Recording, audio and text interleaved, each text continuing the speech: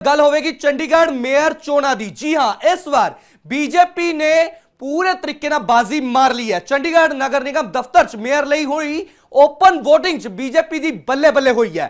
आलम है कि कौंसलरां ने दिते फतवे तो बाद चंडीगढ़ दे तिन्ना मुख अहुदे ते बीजेपी काबिज हुई है अते मेयर दी चेयर ते सौरभ जोशी काबिज होए ने।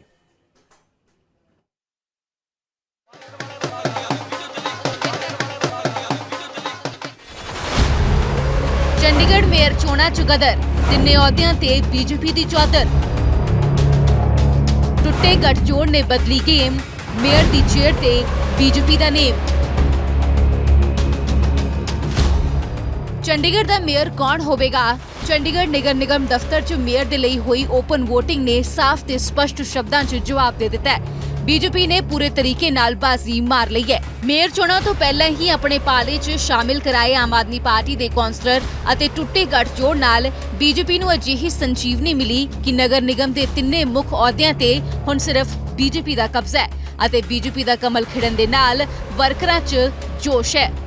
नगर निगम दे मेयर चुनन दे लई दी डे यानी फैसले वाला दिन कुछ इंज रहा कि मेयर दी चोण दे लई बैलेट पेपर दी थां हथ खड़े करके वोटिंग करवाई गई तां जो कपले दी कोई शंका ही पैदा ना होवे। ऑब्जर्वर अते चोण अधिकारियों वालों सब तो पहला मेयर दे लई वोटिंग करवाई गई। इस दौरान भाजपा दे 18 कौंसलरां ने पार्टी दे उम्मीदवार सौरभ जोशी दे हक च हथ खड़े कीते। इसी तरह कांग्रेस दे उम्मीदवार गुरप्रीत सिंह गाबी नूं कांग्रेसी कौंसलरां अते एक संसद मैंबर सने कुल 6 वोटां मिलियां, जबकि आम आदमी पार्टी दे उम्मीदवार योगेश ढींगरा नूं पार्टी कौंसलरां ने 11 वोटां पाईयां अते भाजपा दी जित हुई। इसे तरीके नाल सीनियर डिप्टी मेयर दे अहुदे ते भी भाजपा नूं जित हासिल हुई। भाजपा दे जसमनप्रीत नूं 18 वोटां मिलियां, जबकि मुनव्वर खान नूं 11 वोट मिले अते सचिन गालब नूं एक भी वोट नहीं मिले क्योंकि कांग्रेस ने सीनियर डिप्टी मेयर दी चोण दा बाइकआउट कर दिता सी।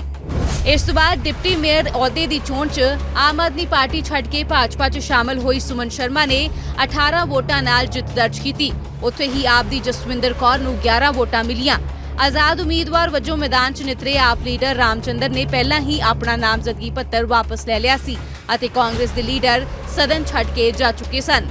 ये जीत मेरी हासिल नहीं की हुई है, ये भारतीय जनता पार्टी के वो एक कार्यकर्ता जो बूथ स्तर पे काम करता है, ये जीत उनकी है। ये सौरभ की जीत नहीं है, ये बीजेपी के कार्यकर्ताओं की जीत है। स्पीच देते हुए आप भावुक हो गए थे, क्या कुछ जो है वो रहा था? देखिए, था भावुक का क्षण था।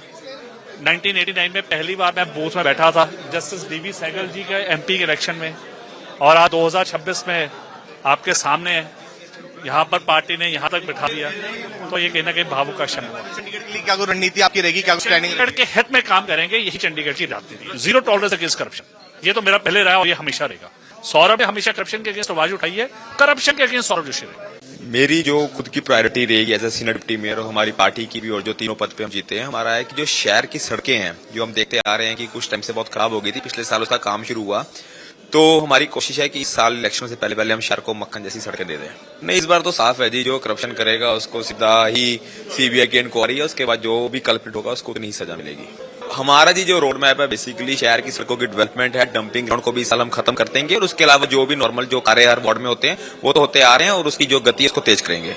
बड़ा अच्छा लग रहा है जी। आज देखिए जो पोस्ट पार्टी ने हमें दी है उस पोस्ट पे आके बड़ा अच्छा लग रहा है। चंडीगढ़ के लोगों के लिए, उनकी भलाई के लिए काम करना ही मेरी फर्स्ट प्रायोरिटी रहेगी। और मैं धन्यवाद करना चाहूंगी हमारे प्रधानमंत्री जी का और हमारे होम मिनिस्टर साहब का, विनोद तावड़े जी का, संजय टंडन जी का, और अपने अध्यक्ष जितेंद्र पाल मल्होत्रा जी का, और अपने सभी काउंसलर साथियों का जिन्होंने आज इस पद पे मुझे बैठाया, तो सबका धन्यवाद। बिल्कुल होना चाहिए जी, जब तक करप्शन बंद नहीं होगा तब तक हमारा देश तरक्की कर ही नहीं सकता। तो ये हमारी फर्स्ट प्रायोरिटी रहेगी, करप्शन मुक्त हमारा चंडीगढ़ शहर बने। देखिए, जब मैंने अपना काउंसलर का जो चुनाव जीता था तो मैंने उसी दिन ये सोचा था कि लोगों के लिए काम करना है, चाहे आपको रात की नींद छोड़नी पड़े या दिन में अपना घर बार छोड़ना पड़े। तो मैंने हमेशा ही लोगों के लिए काम किया है, और मेरा रोड मैप यही रहता है कि लोगों के लिए जितना आप काम आ सको उतना ही आपके लिए कम है। ਤਾਂ ਸਾਫ਼ ਹੈ ਕਿ ਹੁਣ ਨਗਰ ਨਿਗਮ ਦੀ ਗੇਮ ਪੂਰੇ ਤਰੀਕੇ ਨਾਲ ਸਿਆਸੀ ਤੌਰ ਤੇ ਬਦਲ ਗਈ ਹੈ ਅਤੇ ਹੁਣ ਨਿਗਮ 'ਚ ਬੀਜੇਪੀ ਦੀ ਤੂਤੀ ਬੋਲ ਰਹੀ ਹੈ ਅਤੇ ਇਸ ਦੀ ਗਵਾਹੀ ਦਿੰਦੀਆਂ ਨੇ ਇਹ ਜਸ਼ਨ ਦੀਆਂ ਤਸਵੀਰਾਂ। ਇਸ ਵਾਰ ਟੁੱਟੇ ਗੱਠਜੋੜ ਨੇ ਮੇਅਰ ਚੋਣ ਦਾ ਪੂਰਾ ਖੇਲਾ ਹੀ ਕਰ ਦਿੱਤਾ ਹੈ। Bureau report, living India news. ਤਾਂ ਵਾਕਈ ਮੇਅਰ ਚੋਣ 'ਚ ਹੁਣ ਪੂਰੇ ਤਰੀਕੇ ਨਾਲ ਬੀਜੇਪੀ ਕਾਬਿਜ਼ ਹੋ ਗਈ ਹੈ ਅਤੇ ਟੁੱਟੇ ਗੱਠਜੋੜ ਨੇ ਪੂਰੇ ਤਰੀਕੇ ਨਾਲ ਖੇਲਾ ਕਰ ਦਿੱਤਾ ਹੈ।